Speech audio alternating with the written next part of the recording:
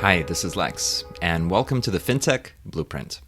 It's your podcast about fintech, decentralized finance, digital banking, investing, robo-advice, artificial intelligence, and all the other frontier technology that is transforming financial services. To get more content, like an illustrated transcript of this conversation in your inbox, subscribe at fintechblueprint.com. So without further delay, let's jump into today's episode.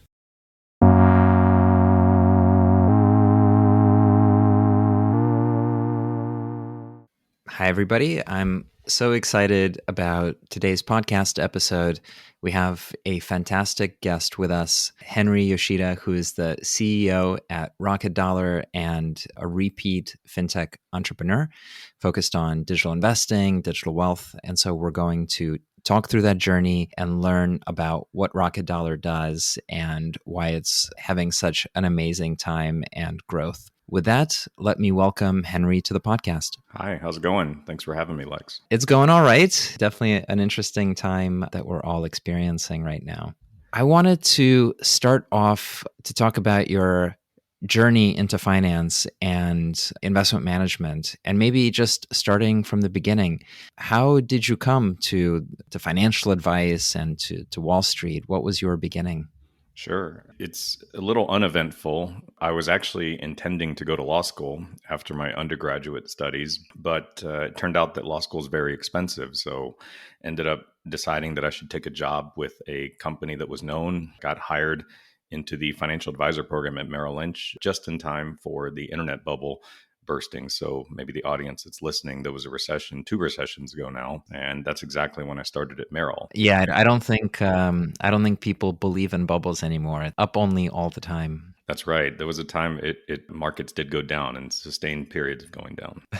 Right. So what was the Merrill experience like? Well, it was really interesting. You find out very quickly that the job at Mother Merrill, and being in the Thundering Herd, that was the name of the group that I was in, or the nickname, was actually more about sales and sort of convincing people to give you money to manage and then generate a fee off of, versus actually managing that money and being what might be considered more of a portfolio manager or asset allocator of funds. And being a tough time in the market, it actually was the origins for what got me started on the path that I've been on for the last 20 years. That I realized very early that I wasn't going to be able to work and convince wealthy individuals in the nicer parts of town to open an account with a 20-year-old kid with no experience, and ended up finding a niche and being able to help business owners, which were typically started by very well-to-do individuals or very enterprising individuals, and helping them start their retirement plans for their employees. So corporate 401k plans. I've never left this sort of tax advantaged or retirement account world since then. Yeah, and it's a very competitive program to be able to perform and produce in the financial advisor programs on Wall Street in this time, right? And you were quite successful in that. I was, and I attribute a lot of it to being able to find a niche early and really leaning into that. And maybe a moment ago, I somewhat disparaged the sales and marketing aspect over the financial management aspect. But looking back, I've thought about this a lot over the years. That Merrill Lynch actually taught me just how to go after it, how to really go and convince people to work with you, to do business with you. And we probably not talked about as much on podcasts and in videos, but there's actually a pretty important skill set for a founder, entrepreneur, someone building a business, is convincing people to believe in you, convincing people to give you capital to grow your business and so forth. Yeah, and I think there's also a very high emotional intelligence that's required for that type of role, because you're persuading people to do things related to some of the most important assets in their life. And those aren't just spreadsheet decisions, they are also emotional decisions. And so you kind of have to pick up a therapy toolkit with that as well. Very much so. Ironically enough, actually, when you work in the retail financial services space, maybe unbeknownst to people in a different era, a lot of these transactions actually were closed in living rooms, signing paperwork at coffee tables or kitchen tables in people's homes or in their places of work in a face-to-face environment. And very, very important. Yeah. So maybe not most, but a lot of advisors that build out a practice, that figure out a niche, that have their infrastructure, tend to continue to build that practice out within the Wall Street context. And often that practice gets shopped around from, Merrill to UBS and from UBS to Goldman and so on. But you didn't take that path. You went on to become an entrepreneur and kind of go into a motion that's created a lot more value. Can you talk a little bit about your decision to leave Mother Merrill and to go out on your own and what that experience felt like? Sure. And I'm also the first to admit, so I admit that I was lucky to find a niche early at Merrill Lynch. I also am fully comfortable admitting that I probably dipped my toes more into becoming an entrepreneur. I spent 10 years at Merrill Lynch, the last two of which were Bank of America as the parent company, and it became difficult to do the business I was doing. So at this point, I was the financial advisor for a lot of large and mid-sized corporate organizations, helping them decide and make allocations and fund choices available in their 401k plan. And oddly enough, it actually, in a certain way, depending on how you interpret rules, became a conflict for Bank of America, maybe doing the corporate banking for that same organization.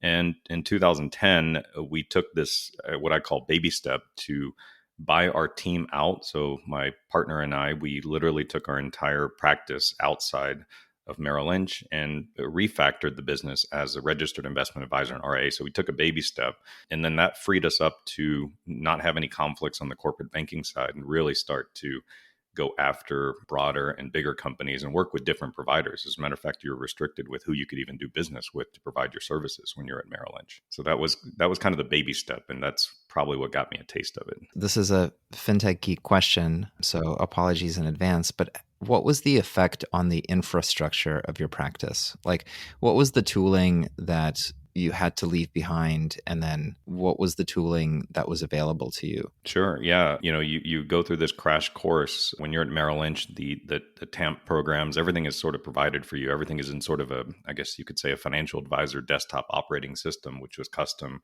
to large organizations. And as you're setting up a new practice, you're having to actually go out and do typical business owner type duties, which are to evaluate vendors that might help you deliver the business that you were doing before and maybe even expand upon that. So I remember going through a lot of demos and understanding what parts that we needed. And then, oddly enough, the one part you don't know is that the day you leave, Merrill Lynch still challenges you. So then you have this sort of, I guess, infighting over whose clients are whose and so forth. So you're trying to bring the clients over to the new practice. They're trying to sort of keep them at the Bank of America, Merrill Lynch operations. And then this went from software vendor evaluations to looking at office space to making sure that you follow a very strict protocol for not communicating to clients before you make this announcement to your former employer that you're leaving and going to the new one. So a lot of drinking from the fire hose when I look back on that. So how much of the new infrastructure and tooling that you had to put together, like from custody to technology, how much of that existed in the space, or was all of that sort of scotch taped together? It was pretty scotch taped together, and we were lucky. At this point, we were focusing on our niche. We had heavily leaned into this niche of being the best way to analogize the financial advisor for corporate 401k plans, and that led to a lot of management of relationships and conversations to people and understanding the behaviors for when they were leaving those organizations and rolling over to IRAs and so forth. But when you work in the 401k space, a lot of this infrastructure actually existed at the provider level. So think at the Vanguards, at the Fidelities, and so forth. So we were mostly in a position to where we could manage with the typical CRM system to manage the relationship that we had with our corporate clients, and less so about running a portfolio. So I don't know how people would have done it if they leave a Merrill Lynch and decide they want to start their own small cap stock portfolio, mutual fund, for example.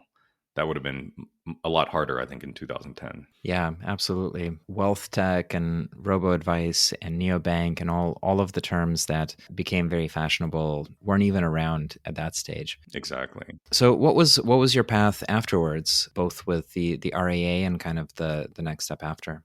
Yeah, my real passion was really understanding and being able to work with what I thought was that end individual. Although I was getting paid by the corporation and I had this sort of very big microphone and ability to talk to hundreds of thousands of people through 50 to 70 corporate clients, I really liked the interactions I had at the end consumer level. So the RAA, it was a great fit for us. We were free to work with who we wanted to work with.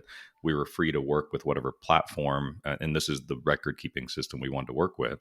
And we grew that business from about 150 million in assets when we left Merrill, working with primarily smaller businesses and local, to when I exited the business and when it ultimately exited to a much larger RIA in 2014 was at about $2.6 billion in assets under management. So that journey for us was just getting better and better and sort of understanding, what companies needed. Oddly enough, you help companies structure a plan that allowed them to provide a 401k and benefits to the broader base of employees while also maintaining that they wouldn't be liable for losses or bad events that happen within that 401k. Gotcha. And just to disambiguate, RIAs are registered investment advisors. And can you talk a little bit about what it means to provide a plan for a business? Like, who are the players involved? Like, what's a record keeper? What's the plan? What's a sponsor? How do these pieces come together?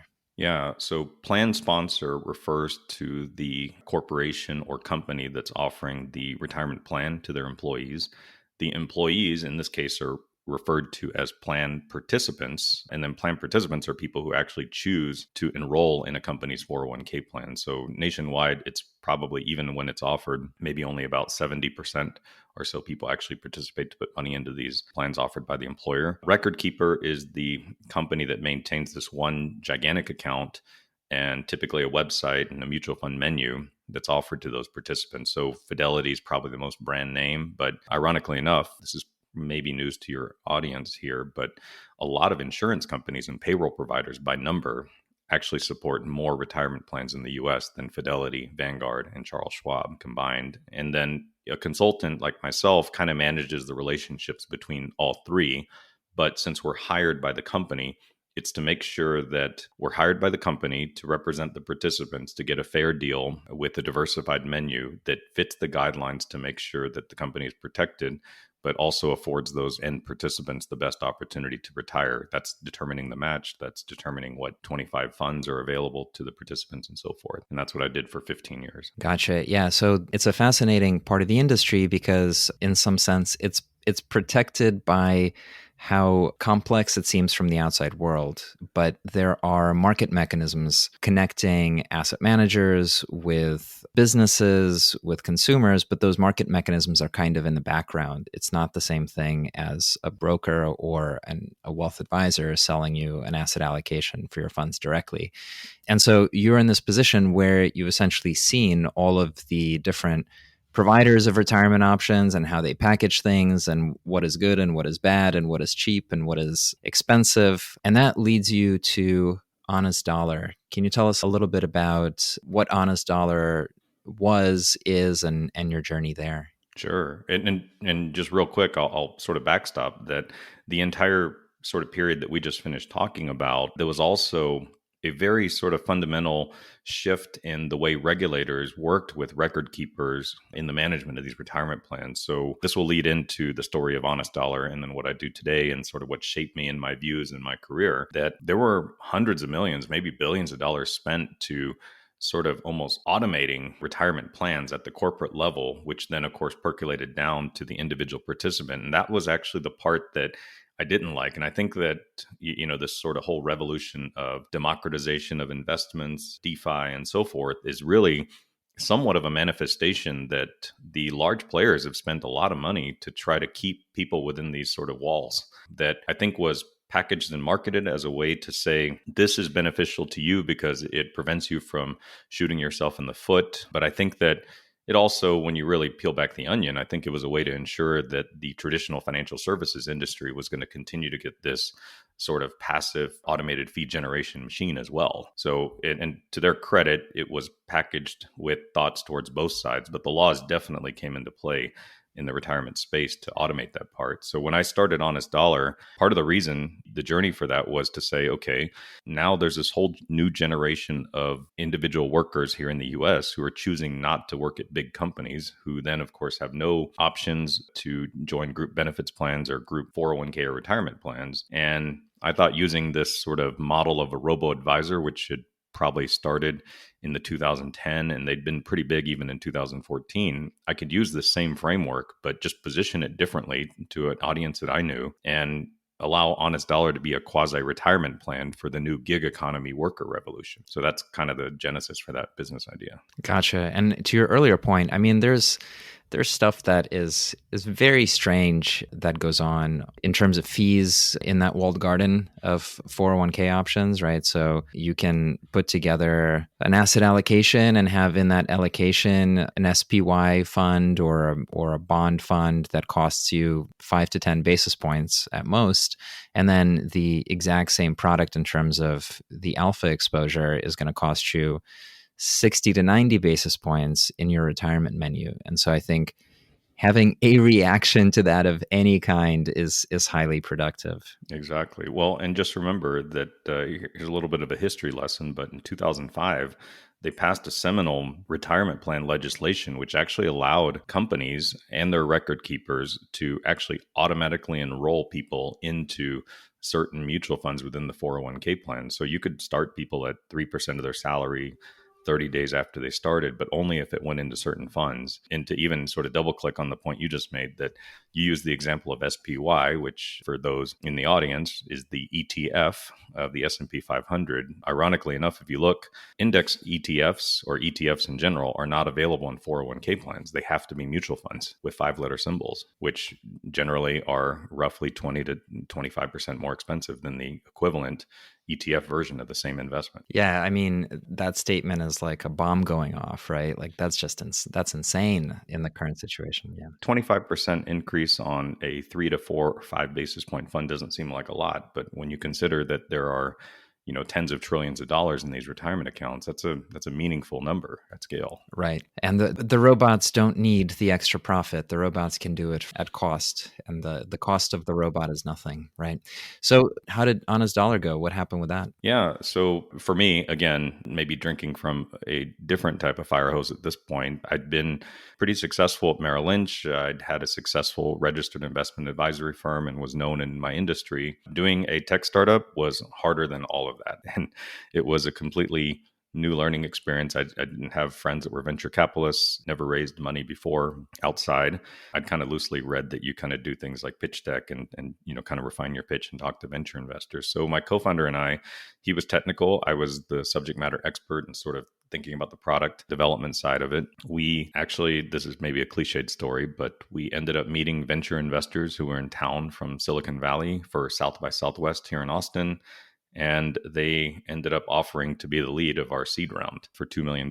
So that's kind of what got us up and running to be able to build the product. And we did that. And again, new startup, we allocated the resources to building that product and kind of probably bought too much into the, if you build it, they will come, and weren't able to sort of bifurcate the considerations towards revenue models and business plan. I mean, we had this idea of who we wanted to present to, but by the time the cash was running low, you're either looking at raising a new round of funding to develop that business. But in our case, the IP was built and great, and we didn't have enough of the beginnings of a flywheel on the partnership and business revenue generation model. So we were fortunate to kind of have inbound interest for people who wanted to get into the robo-advisor space, and ultimately took an offer with one of those organizations. They were starting a group called Marcus inside of Goldman Sachs, so it ended up going there and being a part of that organization. I mean, that's not a bad base hit for your first time up, right? To sell a robo-advisor into Goldman. Right. Well, and again, I think that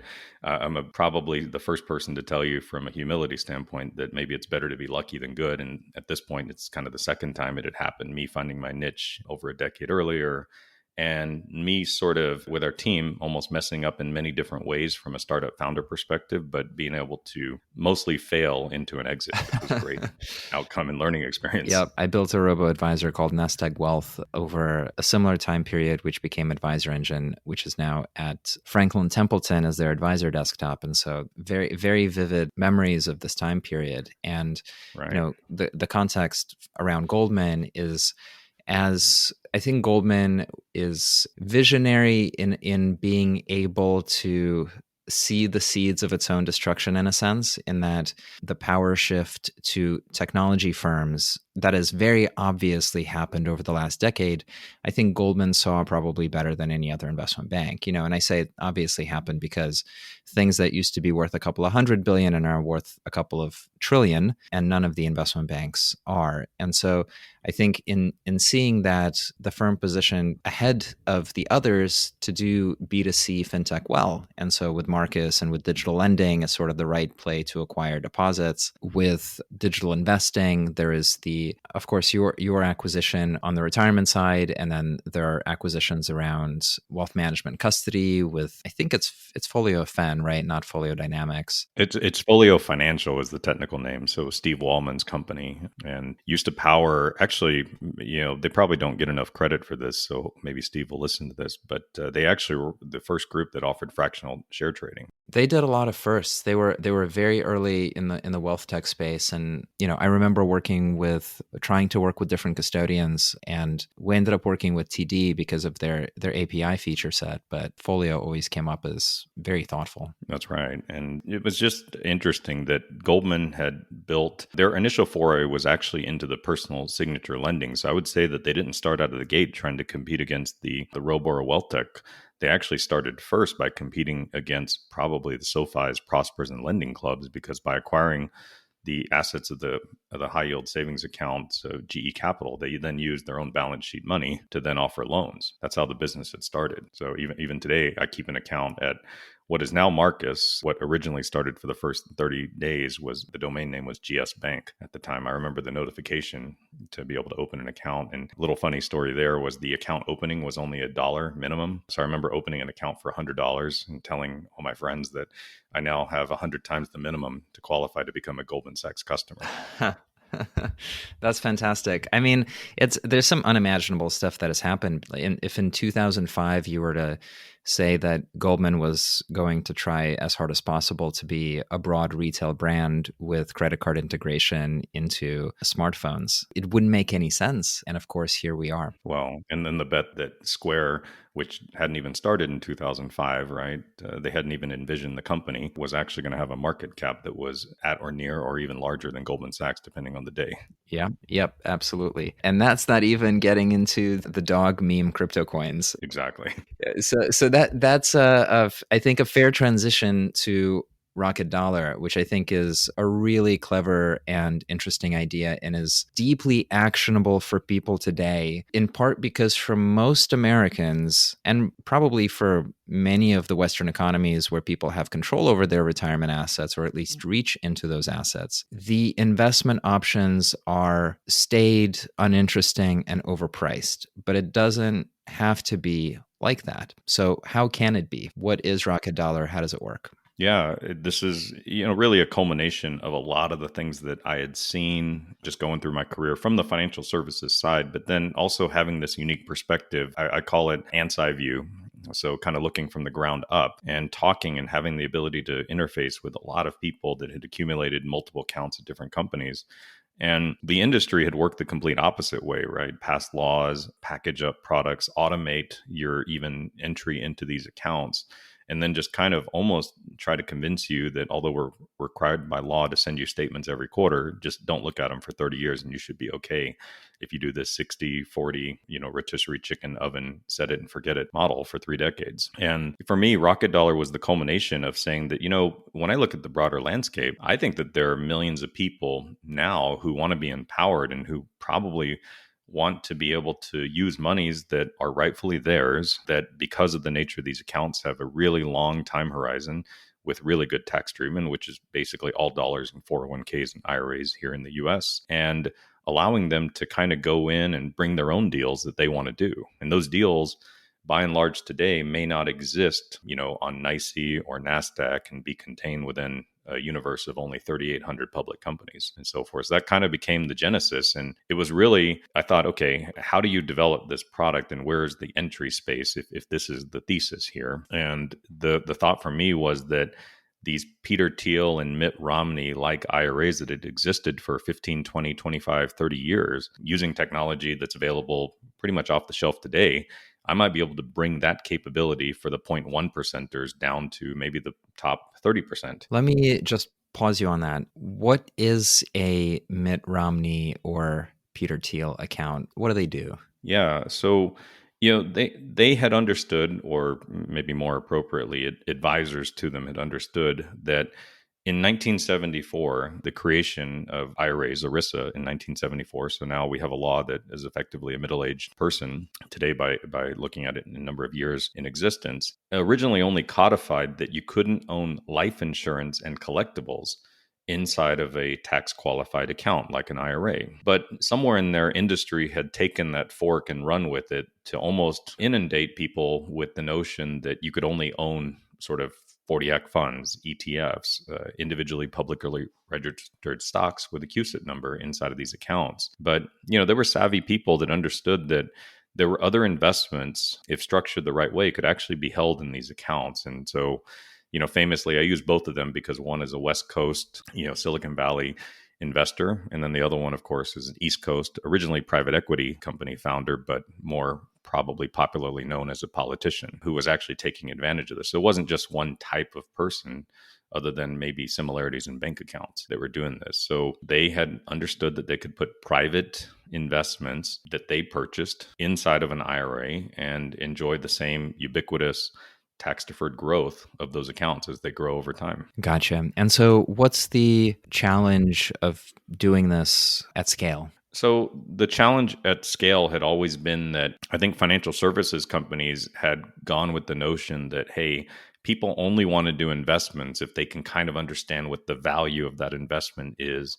I remember just in the very pretty recent past, it was every 15 minutes, and only more recently as it becomes sort of every moment or second of the trading day, within 9 to 4 p.m. Eastern Standard Time, that if you couldn't sort of show those immediate valuations of a private investment, then maybe people don't want to hold them. And I didn't really buy into that notion. I kind of thought that if people understood that it was a private deal that they had sourced on their own, then they probably actually also understand that that investment doesn't change in value on a day-to-day basis because they're by nature alternative and some, depending on what you do, somewhat illiquid.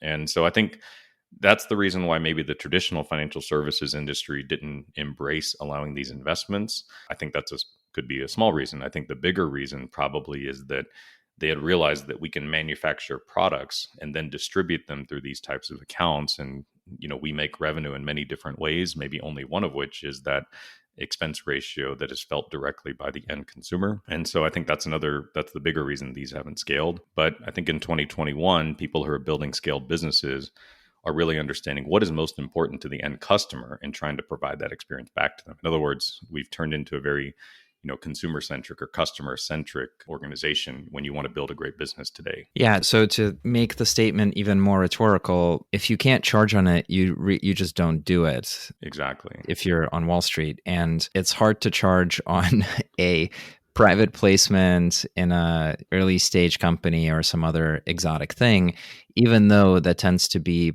the largest asymmetric financial exposure that what was available up until recently. And so how are you solving these problems from a technology perspective and then from a partnership perspective? Like who do you need to support the application across the industry? Yeah. So I would say right now, we probably are relying a lot on people being able to bring their own deals. So our theory in starting Rocket Dollar was that there was an existing ecosystem of people doing millions of these private deals that never sit on some sort of digital, website, with the exception of maybe a cap table management system, if that's in the cloud. And what we realized then is that if we can capitalize on allowing people that are already familiar with the process for making these private placement type investments, but allow them to do this with monies that they previously never thought that they could access for these investments. This is your old IRAs, your old 401ks, and so forth. Then the technology problem that we wanted to solve was essentially focusing on how do we help people unlock that money? And so very simply, we get paid to help people unlock monies that they already have to do investments that they've already sourced and identified that they want to allocate dollars to. And if we give them the opportunity to allocate dollars that they have, which have a very long time horizon and very good tax treatment, and probably also were never considered as available to use for these types of private placement investments. It's kind of a win-win-win on all sides. And really what we deliver is that our technology effectively creates, almost to analogize, a IRA bank account. So we establish an account for you, which is an IRA. So we run you through the checks to make sure that you qualify in the US to open an IRA.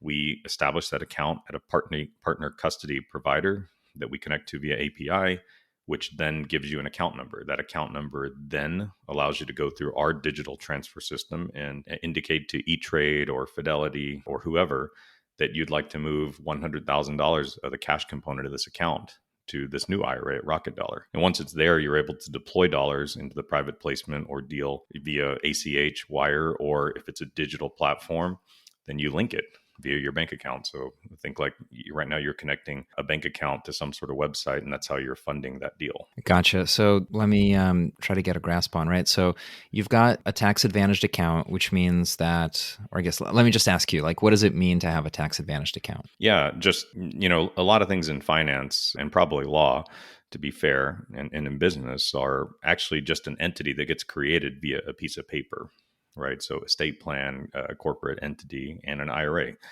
So what we do is that we create via paperwork an IRA entity, an umbrella. So that qualifies you to have an IRA with us at Rocket Dollar. And once that IRA is established, then you're able to move monies from a like kind account, which would be old 401ks or other IRAs, into the account with us with the same tax treatment. And therefore, so you won't have to realize gains because you're not selling in one IRA somewhere else and going into a brokerage account, for example, which of course we read years ago that that's what a lot of people were doing with crypto. They were taking early distributions and penalties from these accounts. Whatever the cash net was, then they were using that to buy cryptocurrencies. But you took maybe a 25 to 40% haircut to do so.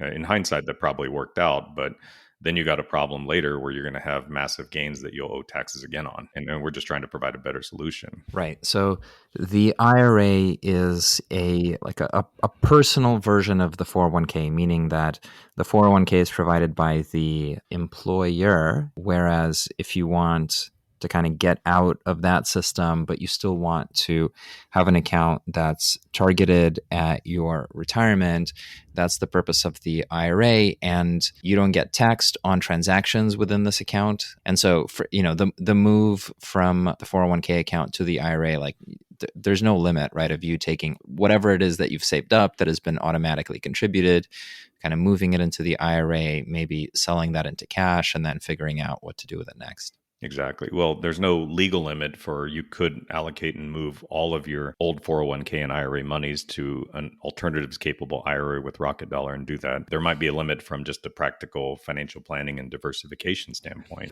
No legal limit. Right. Yes. That's kind of the CFP part of me that always has to qualify that statement. Sure, because people make decisions that make sense. Yes. So the other question is, when people want to contribute to an IRA, what are the annual limits right now? Yeah. So for this year, it's $6,000 per year. So it's actually a pretty low amount. And that's for individuals under the age of 50. So if you're over 50, you can do a catch-up contribution for an additional $1,000.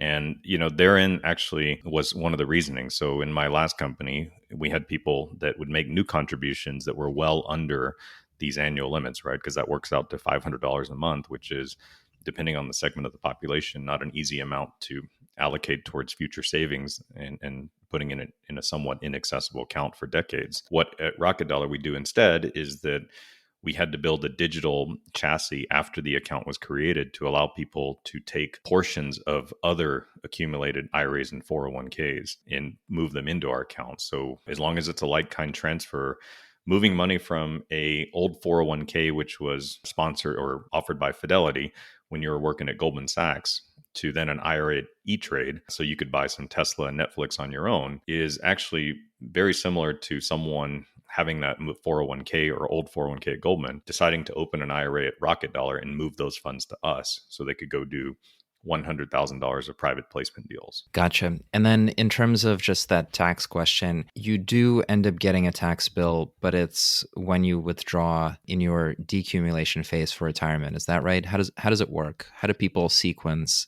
Like, when do people get to benefit from the capital appreciation, and how do you see people engaging with their IRAs?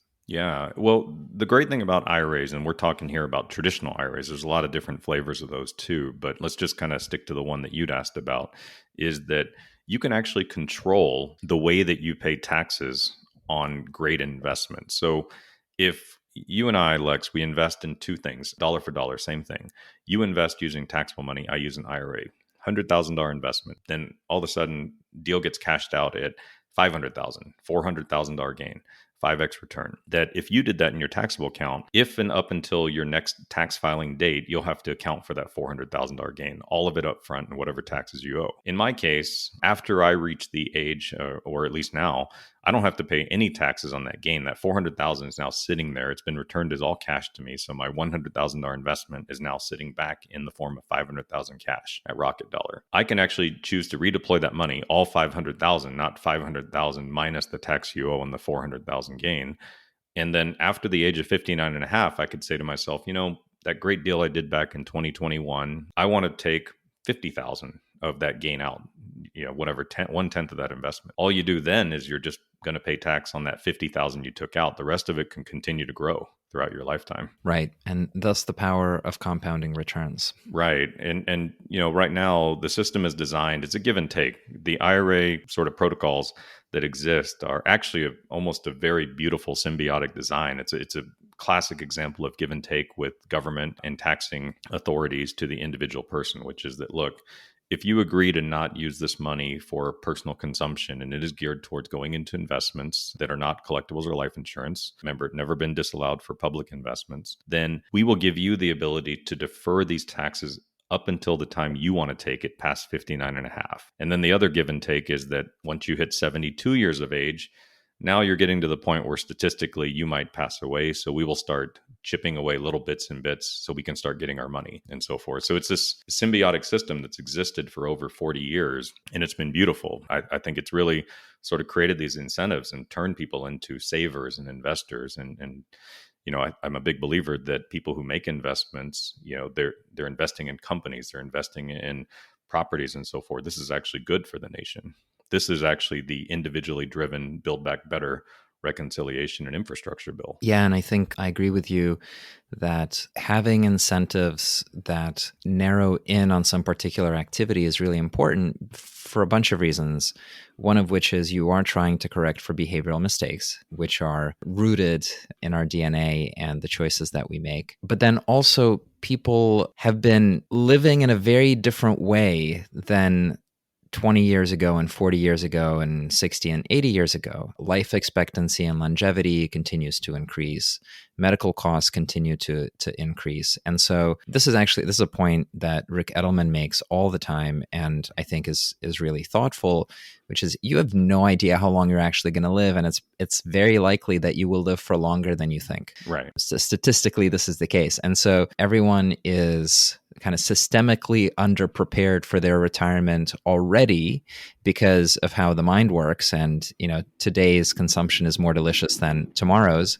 But then on top of that, the shape of life expectancy and the shape of medical progress make it even more likely that you're going to be underfunded in your retirement years. That's right. Well, and think about this, the sort of the positioning of the financial services industry is to make people go away from delicious consumption. I like that way you describe it, by the way. Today is to automate and sort of obfuscate the actual end investor, retail investors connection to these investments. And I think that's actually the wrong tactic. You've made the investing public almost too passive. And if anything, this maybe pandemic driven or the current bull market that we've had, which has existed long before we ever knew about COVID-19, has shown that we want to get back to a time where people feel connected to their investments, where they feel like they have power. And, this isn't in a joking way talking about meme stocks, but, I think what's really the underlying part of what's driving that Reddit and meme stock revolution is that you got this new population of younger folks,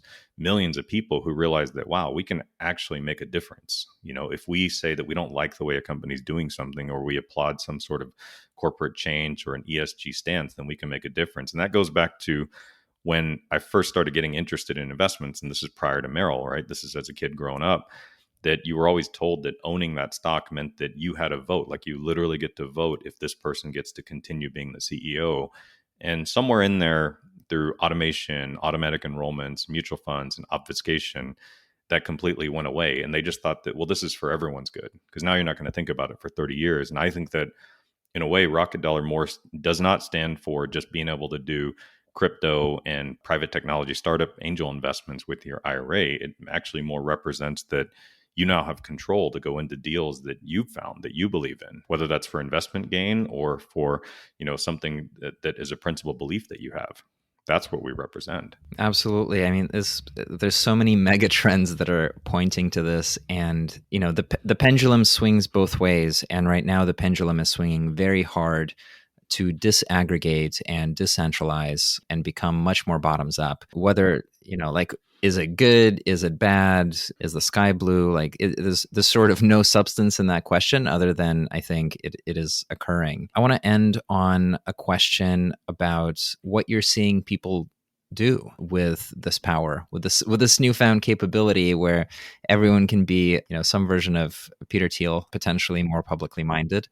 Like what are people holding? What kind of trends are you seeing at the sort of the summary level across Rocket Dollar? Right. The trend, I would say, across all of it. So usually when people ask me this question, they're asking about what's the breakdown of the assets that your customers go into. And I always start by saying that, I would go up one level and say, what's really interesting is that a lot of these investments across all asset classes are very localized. So this is representative of people taking money away from maybe Wall Street or Boston, Massachusetts created funds, for example, delivered through advisors who are connected to Wall Street-based firms, and instead investing in something local to them. That local might be a company. So the breakdown, to answer your question and get quick to the point, is that we are seeing, it's a pretty broad-based breakdown. So I would say that roughly 25 to 30% of our assets go into cryptocurrencies, digital assets. Another 30% are going into almost the opposite side of the spectrum, physical, tangible real estate. A lot of people buy single-family homes, or they're combining with other partners to go and purchase properties to rent out, something tangible, very different than probably the stock market today, and definitely different than probably cryptocurrencies. And then that other third or so is represented a lot by people becoming small LPs and micro funds, and or going directly into private company investments. Then the other 10% is just kind of spread out. The more esoteric asset classes, we've had customers buy racehorses, and I'm in Texas, so we had someone buy cattle early on, which I didn't actually know you can invest in cattle, IRA or otherwise, until I started Rocket Dollar. Cattle and contango should be that's right. Should be this sound. Yeah, my next music album. I'm glad we got that term contango in here. You don't often hear that on It's podcasts. important. It's favorite inside baseball. That's right. Awesome.